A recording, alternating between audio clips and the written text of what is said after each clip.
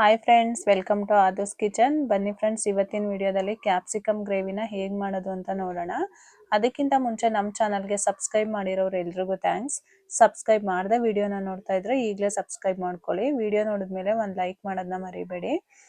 ಹೀಗೆ ಸದಾ ನಮ್ಮ ವಿಡಿಯೋನ ನೋಡಿ ಯಾವಾಗಲೂ ಸಪೋರ್ಟ್ ಮಾಡ್ತಾ ಇರಿ. ಈಗ ಕ್ಯಾಪ್ಸಿಕಮ್ ಗ್ರೇವಿನ ಹೇಗೆ ಮಾಡೋದು ಅಂತ ನೋಡೋಣ. ಇದು ರೊಟ್ಟಿ, ಪೂರಿ, ಚಪಾತಿ ಎಲ್ಲದಕ್ಕೂ ತುಂಬಾನೇ ಚೆನ್ನಾಗಿರುತ್ತೆ. ಒಳ್ಳೆ ಟೇಸ್ಟಾಗೂ ಕೂಡ ಇರುತ್ತೆ. ಈಗ ಹೇಗೆ ಮಾಡೋದು ಅಂತ ನೋಡೋಣ. ನಾನಿಲ್ಲಿ ಮೊದಲಿಗೆ ಫ್ರೈ ಮಾಡ್ಕೊಳ್ಳೋಕ್ಕೆ ಒಂದು ಚಿಕ್ಕ ಬಾಣಲಿನ ಇಟ್ಕೊಂಡಿದ್ದೀನಿ.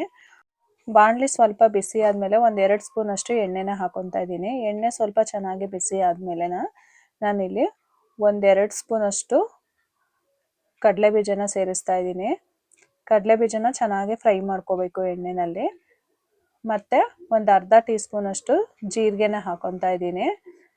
ಈ ಥರ ಎಲ್ಲ ಫ್ರೈ ಮಾಡ್ಕೊಂಡು ನಾವು ಗ್ರೇವಿನ ಮಾಡ್ಕೊಂಡ್ರೆ ಒಳ್ಳೆ ರುಚಿಯಾಗಿರುತ್ತೆ ಗ್ರೇವಿ. ನಾನಿಲ್ಲಿ ಒಂದು 10 ಕಾಳು ಮೆಣಸನ್ನ ಸೇರಿಸ್ತಾ ಇದ್ದೀನಿ. ಆಮೇಲೆ ನಾನಿಲ್ಲಿ ಬಿಳಿ ಎಳ್ಳನ್ನ 2 ಸ್ಪೂನ್ ಅಷ್ಟು ಬಿಳಿ ಎಳ್ಳನ್ನ ಹಾಕೊತಾ ಇದ್ದೀನಿ. ಇದಕ್ಕೆ ಕರಿ ಎಳ್ಳನ್ನ ಯೂಸ್ ಮಾಡಬೇಡಿ, ಬಿಳಿ ಎಳ್ಳನ್ನೇ ಹಾಕೋಬೇಕು. ಎಳ್ಳನ್ನೆಲ್ಲ ಹಾಕೊಂಡ್ಮೇಲೆ ಚೆನ್ನಾಗಿ ಫ್ರೈ ಮಾಡ್ಕೋಬೇಕು. ಮೀಡಿಯಂ ಫ್ಲೇಮಲ್ಲೇ ಇಟ್ಕೊಳ್ಳಿ. ನೀವು ಉರಿ ಜಾಸ್ತಿ ಇಟ್ಕೊಂಡ್ಬಿಟ್ರೆ ಬೇಗ ಸೀದ್ ಬಿಡುತ್ತೆ. ಮೀಡಿಯಂ ಫ್ಲೇಮಲ್ಲಿ ಇಟ್ಕೊಂಡೇ ಚೆನ್ನಾಗಿ ಫ್ರೈ ಮಾಡ್ಕೊಳ್ಳಿ. ನಾನಿಲ್ಲಿ ಒಂದು 3 ಬ್ಯಾಡಗಿ ಮೆಣಸಿನ್ಕಾಯಿನ ಹಾಕೊತಾ ಇದ್ದೀನಿ. 3ರಿಂದ 4 ಬ್ಯಾಡಗಿ ಮೆಣಸಿನ್ಕಾಯಿನ ಹಾಕೊಳ್ಳಿ. ನಾನಿಲ್ಲಿ ಮೀಡಿಯಂ ಸೈಜ್ದು 2 ಟೊಮೊಟೊ, ಅಂದರೆ ಚಿಕ್ಕದು, ತುಂಬ ದಪ್ಪ ಇಲ್ಲ, ಚಿಕ್ಕದು 2 ಟೊಮೊಟೊನ ತೊಗೊಂಡಿದ್ದೀನಿ. 2 ಟೊಮೊಟೊನ ಹಾಕೊಂಡು ಚೆನ್ನಾಗಿ ಫ್ರೈ ಮಾಡ್ಕೋಬೇಕು. ನಾನಿಲ್ಲಿ ಒಂದು ಅರ್ಧ ಕೆಜಿ ಕ್ಯಾಪ್ಸಿಕಮ್ದು ಗ್ರೇವಿ ಮಾಡ್ತಾ ಇದ್ದೀನಿ. ನೀವು ಎಷ್ಟು ಕ್ವಾಂಟಿಟಿನ ಮಾಡ್ತೀರಾ ಅಷ್ಟು ಇಂಗ್ರೀಡಿಯೆಂಟ್ಸ್ನ ಜಾಸ್ತಿ ಮಾಡ್ಕೊಳ್ಳಿ. ನಾನಿಲ್ಲಿ ಅರ್ಧ ಕೆಜಿಯಷ್ಟು ಕ್ಯಾಪ್ಸಿಕಮ್ದು ಗ್ರೇವಿನ ಮಾಡ್ತಾ ಇದ್ದೀನಿ. ನಾನಿಲ್ಲಿ ಒಂದು 5-6 ಎಸ್ಲು ಬೆಳ್ಳುಳ್ಳಿನ ಸೇರಿಸ್ತಾ ಇದ್ದೀನಿ. 1 ಇಂಚಷ್ಟು ಶುಂಠಿನ ಹಾಕೊತಾ ಇದ್ದೀನಿ. ನೀವು ಮೀಡಿಯಂ ಫ್ಲೇಮಲ್ಲೇ ಇಟ್ಕೊಳ್ಳಿ. ಉರಿ ಜಾಸ್ತಿ ಇಟ್ಕೊಂಡ್ಬಿಟ್ರೆ ಬೇಗನೆ ಎಳ್ಳೆಲ್ಲ ಸೀದೋಗ್ಬಿಡುತ್ತೆ. ಎಳ್ಳು ಸೀದ್ಬಿಟ್ರೆ ಗ್ರೇವಿ ಟೇಸ್ಟೇ ಫುಲ್ಲು ಚೇಂಜ್ ಆಗಿಬಿಡುತ್ತೆ. ಹಾಗಾಗಿ ಉರಿ ಕಮ್ಮಿ ಇಟ್ಕೊಂಡೇ ಫ್ರೈ ಮಾಡ್ಕೋಬೇಕು. ನೀವು ಈ ಥರ ಫ್ರೈ ಮಾಡ್ಕೊಂಡು ಒಂದ್ಸಲ ಗ್ರೇವಿನ ಮಾಡಿ ನೋಡಿ, ತುಂಬಾ ರುಚಿಯಾಗಿರುತ್ತೆ ಕ್ಯಾಪ್ಸಿಕಮ್ ಗ್ರೇವಿ. ರೊಟ್ಟಿ, ಚಪಾತಿ, ಪೂರಿ, ದೋಸೆ ಎಲ್ಲದಕ್ಕೂ ತುಂಬ ಚೆನ್ನಾಗಿರುತ್ತೆ. ನಾನಿಲ್ಲಿ ಸ್ವಲ್ಪ ಒಣ ಕೊಬ್ಬರಿನ ಹಾಕೊತಾ ಇದ್ದೀನಿ. ನೀವು ಹಸಿ ಕಾಯಿ ಬೇಕಾದ್ರೂ ಹಾಕೋಬೋದು. ನಾನಿಲ್ಲಿ ಒಣ ಕೊಬ್ಬರಿನ ಯೂಸ್ ಮಾಡಿದ್ದೀನಿ. ಅಂದರೆ ಸ್ವಲ್ಪ ಒಂದು 2 ಸ್ಪೂನಷ್ಟು ಅಂದ್ಕೊಳ್ಳಿ, 2 ಸ್ಪೂನಷ್ಟು ಹಾಕೊಂಡಿದ್ದೀನಿ ನಾನು. ನೀವು ತುರಿದಿರೋದಾದರೆ 2 ಸ್ಪೂನಷ್ಟು ಹಾಕೋಬೇಕು. ನೀವು ಹಸಿ ಕಾಯಿ ಬೇಕಾದ್ರೂ ಯೂಸ್ ಮಾಡ್ಕೋಬೋದು.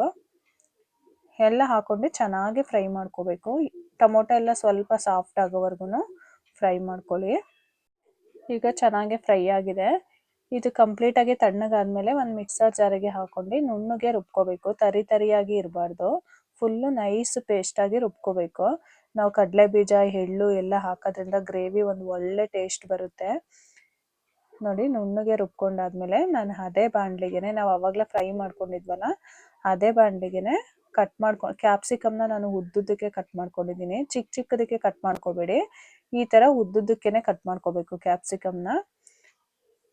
ನಾವು ಆವಾಗಲೇ ಫ್ರೈ ಮಾಡ್ಕೊಂಡಿರೋ ಬಾಣಲಿನಲ್ಲಿ ಸ್ವಲ್ಪ ಎಣ್ಣೆ ಎಲ್ಲ ಇರುತ್ತಲ್ಲ, ಅದೇ ಬಾಣಲಿಗೆ ಹಾಕೊಂಡು ಕ್ಯಾಪ್ಸಿಕಮ್ನ ಚೆನ್ನಾಗಿ ಫ್ರೈ ಮಾಡ್ಕೋಬೇಕು. ಆ ಕ್ಯಾಪ್ಸಿಕಮ್ದು ಹಸಿ ವಾಸನೆ ಎಲ್ಲ ಹೋಗಬೇಕು, ಅಲ್ಲಿವರೆಗೂ ಈ ಥರ ಚೆನ್ನಾಗಿ ಫ್ರೈ ಮಾಡ್ಕೊಳ್ಳಿ. ಗ್ರೇವಿ ಟೇಸ್ಟೇ ಫುಲ್ಲು ಚೇಂಜ್ ಆಗುತ್ತೆ. ನಿಮಗೆ ಕ್ಯಾಪ್ಸಿಕಮ್ ಗ್ರೇವಿ ಅನ್ನೋ ಥರನೇ ಅನಿಸಲ್ಲ, ಅಷ್ಟು ರುಚಿಯಾಗಿರುತ್ತೆ. ಕ್ಯಾಪ್ಸಿಕಮ್ ಇಷ್ಟಪಡದೇ ಇರೋರು ಕೂಡ ತುಂಬಾ ಇಷ್ಟಪಟ್ಟು ತಿಂತಾರೆ. ಈ ವಿಧಾನದಲ್ಲಿ ನೀವು ಒಂದ್ಸಲ ಟ್ರೈ ಮಾಡಿ.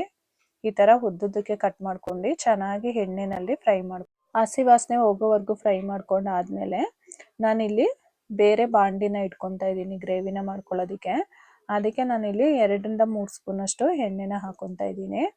ಎಣ್ಣೆ ಸ್ವಲ್ಪ ಚೆನ್ನಾಗಿ ಬಿಸಿ ಆದಮೇಲೆ ಒಂದು 1/4 ಟೀ ಸ್ಪೂನಷ್ಟು ಸಾಸಿವೆನ ಹಾಕೊತಾ ಇದ್ದೀನಿ. ಸಾಸಿವೆ ಸ್ವಲ್ಪ ಚೆನ್ನಾಗಿ ಚಟಪಟ ಅಂತ ಸಿಡಿಬೇಕು. ಸಾಸಿವೆ ಸ್ವಲ್ಪ ಸಿಡಿಯೋಕ್ಕೆ ಸ್ಟಾರ್ಟ್ ಆದಮೇಲೆ ನಾನಿಲ್ಲಿ ಸ್ವಲ್ಪ ಕರಿಬೇವಿನ ಸೊಪ್ಪನ್ನ ಹಾಕೊತಾ ಇದ್ದೀನಿ. ಕರಿಬೇವಿನ ಸೊಪ್ಪು ಕೂಡ ಎಣ್ಣೆಯಲ್ಲಿ ಚೆನ್ನಾಗಿ ಫ್ರೈ ಆಗಬೇಕು. ಕರಿಬೇವಿನ ಸೊಪ್ಪು ಚೆನ್ನಾಗಿ ಎಣ್ಣೆಯಲ್ಲಿ ಫ್ರೈ ಆದಮೇಲೆ ನಾನಿಲ್ಲಿ ಕಟ್ ಮಾಡಿ ಇಟ್ಕೊಂಡಿರೋ ಅಂಥ ಈರುಳ್ಳಿನ ಸೇರಿಸ್ತಾ ಇದ್ದೀನಿ. ನಾನು ಇಲ್ಲಿ ಮೀಡಿಯಮ್ ಸೈಜ್ 2 ಈರುಳ್ಳಿನ ಕಟ್ ಮಾಡ್ಕೊಂಡಿದ್ದೀನಿ. ಈರುಳ್ಳಿನೂ ಸಹ ನಾನು ಸ್ವಲ್ಪ ಉದ್ದುದ್ದಕ್ಕೇನೆ ಕಟ್ ಮಾಡ್ಕೊಂಡಿದ್ದೀನಿ. ಈರುಳ್ಳಿನ ಹಾಕೊಂಡು ಈರುಳ್ಳಿನ ಚೆನ್ನಾಗಿ ಸ್ವಲ್ಪ ಸಾಫ್ಟ್ ಆಗೋವರೆಗೂ ಚೆನ್ನಾಗಿ ಎಣ್ಣೆಯಲ್ಲಿ ಫ್ರೈ ಮಾಡ್ಕೊಳ್ಳಿ. ಇದನ್ನು ಮೀಡಿಯಂ ಫ್ಲೇಮಲ್ಲಿ ಇಟ್ಕೊಂಡೇ ಫ್ರೈ ಮಾಡ್ಕೋಬೇಕು, ಉರಿ ಜಾಸ್ತಿ ಇಟ್ಕೋಬೇಡಿ. ಈರುಳ್ಳಿ ಚೆನ್ನಾಗಿ ಫ್ರೈ ಆದಮೇಲೆ ನಾನಿಲ್ಲಿ 1 ಸ್ಪೂನಷ್ಟು ಚಿಲ್ಲಿ ಪೌಡರ್ನ ಸೇರಿಸ್ತಾ ಇದ್ದೀನಿ. ನಿಮಗೆ ಖಾರಕ್ಕೆ ಎಷ್ಟು ಬೇಕೋ ಅಷ್ಟು ನೋಡಿ ಚಿಲ್ಲಿ ಪೌಡರ್ನ ಹಾಕೊಳ್ಳಿ. 1 ಸ್ಪೂನಷ್ಟು ಧನಿಯಾ ಪುಡಿನ ಹಾಕೊತಾ ಇದ್ದೀನಿ. ಒಂದು ಅರ್ಧ ಟೀ ಸ್ಪೂನಷ್ಟು ಗರಂ ಮಸಾಲಾನ ಸೇರಿಸ್ತಾ ಇದ್ದೀನಿ. ನಿಮಗೆ ಖಾರ ಸ್ವಲ್ಪ ಜಾಸ್ತಿ ತಿಂತೀವಿ ಅಂದರೆ ಚಿಲ್ಲಿ ಪೌಡರ್ನ ಇನ್ನೊಂದು ಸ್ವಲ್ಪ ಜಾಸ್ತಿ, ಇನ್ನೊಂದು ಅರ್ಧ ಟೀ ಸ್ಪೂನಷ್ಟು ಎಕ್ಸ್ಟ್ರಾ ಹಾಕೋಬೋದು. ನಮ್ಮನೇಲಿ ಸ್ವಲ್ಪ ಖಾರ ಕಮ್ಮಿ ತಿನ್ನೋದ್ರಿಂದ ನಾನಿಲ್ಲಿ 1 ಸ್ಪೂನಷ್ಟು ಅಷ್ಟೇ ಹಾಕೊಂಡಿದ್ದೀನಿ. ಒಂದು ಅರ್ಧ ಟೀ ಸ್ಪೂನಷ್ಟು ಅರಿಶಿನ ಪುಡಿನ ಸೇರಿಸ್ತಾ ಇದ್ದೀನಿ. ಈ ಸ್ಪೈಸಸ್ಗಳನ್ನೆಲ್ಲ ಹಾಕೊಂಡ್ಮೇಲೆ ಉರಿ ಅಂತ ಯಾವುದೇ ಕಾರಣಕ್ಕೂ ಜಾಸ್ತಿ ಇಟ್ಕೋಬೇಡಿ, ಉರಿ ಕಮ್ಮಿನೇ ಇರಬೇಕು. ನೀವು ಪೌಡರ್ಗಳನ್ನೆಲ್ಲ ಹಾಕಿ ಉರಿ ಜಾಸ್ತಿ ಮಾಡಿಬಿಟ್ರೆ ಬೇಗನೆ ಸೀದ್ಬಿಡುತ್ತೆ. ಅದು ಗ್ರೇವಿ ಒಂದು ಸ್ವಲ್ಪ ಸೀದ್ಬಿಟ್ರೆ ನಿಮಗೆ ಗ್ರೇವಿ ಟೇಸ್ಟೇ ಫುಲ್ಲು ಚೇಂಜ್ ಆಗಿಬಿಡುತ್ತೆ. ಹಾಗಾಗಿ ನೀವು ಮೀಡಿಯಮ್ ಫ್ಲೇಮಲ್ಲಿ ಇಟ್ಕೊಂಡೇ ಮಾಡ್ಕೊಳ್ಳಿ. ಈಗ ನಾನು ರುಬ್ಕೊಂಡಿರೋ ಅಂಥ ಮಸಾಲೆನ ಸೇರಿಸ್ತಾ ಇದ್ದೀನಿ. ಮಸಾಲೆನ ಹಾಕಿದ್ಮೇಲೆ ಚೆನ್ನಾಗಿ ಈ ಥರ ಮಿಕ್ಸ್ ಮಾಡ್ಕೋಬೇಕು. ಸ್ವಲ್ಪ ಮಿಕ್ಸಿ ಜಾರ್ನ ತೊಳೆದಿರೋ ನೀರನ್ನು ಸಹ ನಾನು ಸೇರಿಸ್ತಾ ಇದ್ದೀನಿ.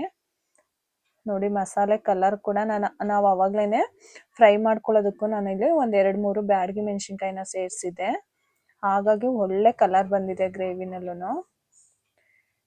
ಗ್ರೇವಿ ಚೆನ್ನಾಗಿ ಕುದಿಯೋಕ್ಕೆ ಸ್ಟಾರ್ಟ್ ಆಗಬೇಕು. ಮಸಾಲೆ ಎಲ್ಲ ಸ್ವಲ್ಪ ಹಸಿ ವಾಸನೆ ಹೋಗೋವರೆಗೂ ಚೆನ್ನಾಗಿ ಕುದಿಸ್ಕೊಳ್ಳಿ. ಸ್ವಲ್ಪ ರುಚಿಗೆ ತಕ್ಕಷ್ಟು ಉಪ್ಪನ್ನ ಸೇರಿಸ್ತಾ ಇದ್ದೀನಿ. ತುಂಬ ತೆಳ್ಳಗೆ ಮಾಡ್ಕೋಬಾರ್ದು. ನೋಡಿ ಇಷ್ಟು ಕನ್ಸಿಸ್ಟೆನ್ಸಿ ಇದ್ರೆ ಸಾಕು ನಿಮಗೆ. ಚೆನ್ನಾಗಿ ಕುದಿಬೇಕು, ಸ್ವಲ್ಪ ಹಸಿ ವಾಸನೆ ಹೋಗೋವರೆಗೂ ಚೆನ್ನಾಗಿ ಕುದಿಸ್ಕೊಳ್ಳಿ. ಈಗ ನಾನಿಲ್ಲಿ ಒಂದು 2 ಸ್ಪೂನಷ್ಟು ಮೊಸರನ್ನ ಹಾಕೊತಾ ಇದ್ದೀನಿ. ಗಟ್ಟಿ ಮೊಸರನ್ನ ಹಾಕ್ತಾ ಇದ್ದೀನಿ. ನಾವು ಮೊಸರು ಹಾಕೋದ್ರಿಂದನೂ ಗ್ರೇವಿ ಟೇಸ್ಟು ತುಂಬಾ ಚೆನ್ನಾಗಿರುತ್ತೆ.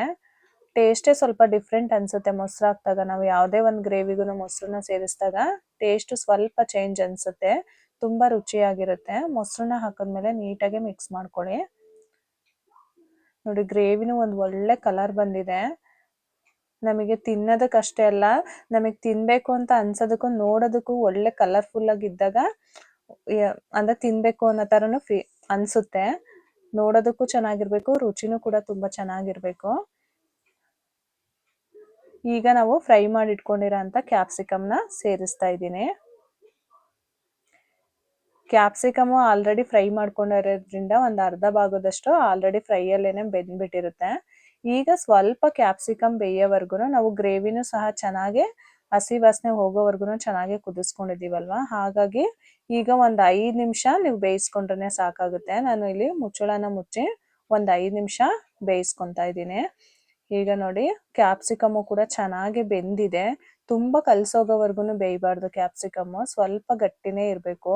ತುಂಬ ಬೆಂದೋಗ್ಬಿಟ್ರು ಫುಲ್ ಎಲ್ಲ ಪಾಯಸ ಥರ ಆಗ್ಬಿಡುತ್ತೆ. ನೋಡಿ ಗ್ರೇವಿ ಕನ್ಸಿಸ್ಟೆನ್ಸಿ ಕೂಡ ಕರೆಕ್ಟಾಗಿದೆ.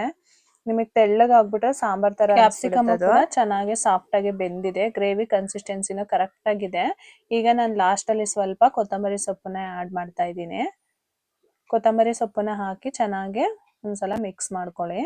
ಈಗ ನಾನು ಗ್ಯಾಸ್ನ ಆಫ್ ಮಾಡ್ಕೊತಾ ಇದ್ದೀನಿ. ನೋಡಿ ಗ್ರೇವಿ ಕರೆಕ್ಟಾಗಿ ಬಂದಿದೆ.